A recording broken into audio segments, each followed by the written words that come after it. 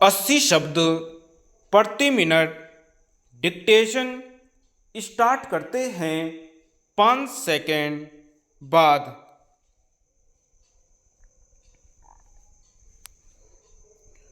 महोदय, एक अमेरिकी विशेषज्ञ आए थे जिन्होंने यह सुझाव दिया था कि अगर रेलगाड़ियों में भीड़ भाड़ कम करनी है तो रेल का किराया बढ़ा दिया जाए।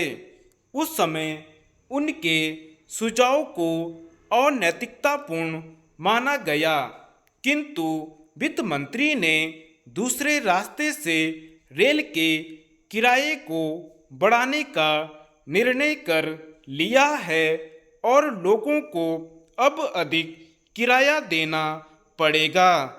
उसके बदले में उन्हें अधिक सुविधाएं मिलेंगी। यह आश्वासन देने के लिए सरकार तैयार नहीं है। अगर आपको किराया बढ़ाना है तो पहले दर्जे के यात्रियों का किराया बढ़ाइए।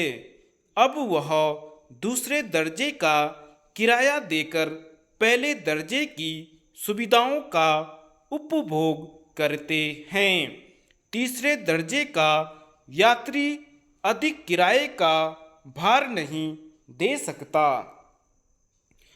डाक और तार की दरों में भी वृद्धि की जा रही है और उसके लिए एक बड़ा विचित्र तर्क दिया जा रहा है कि सरकार को इन सेवाओं को चलाने में घाटा होता है और वित्त मंत्री ने सरकार को एक तटपूंजीय दुकानदार के स्तर पर रख दिया है। घाटा है, इसलिए चंद सेवाओं को कम कर दिया जाए। यह मंगल राज्य के निर्माण का दावा करने वाली सरकार के लिए अशोभनीय है। कुछ ऐसे भी काम हैं जिन्हें हम जनता की सेवा के लिए चलाते हैं, जिन्हें पब्लिक यूटिलिटी सर्विस कहा जाता है।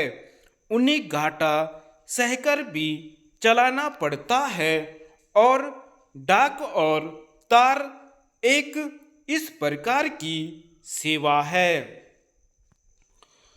पोस्ट कार्ड का दाम पहले से बढ़ गया है, अब उसमें और वृद्धि की जा रही है और कुल मिलाकर हम देखें तो यह वृद्धि 33% हो जाएगी। इसके लिए कोई औचित्य नहीं है। शायद वित्त मंत्री नहीं चाहते कि लोग चिट्ठी पत्रियों द्वारा अपने दिल का रोना रोएं। वे आम जनता को इससे भी वंचित रखना चाहते हैं।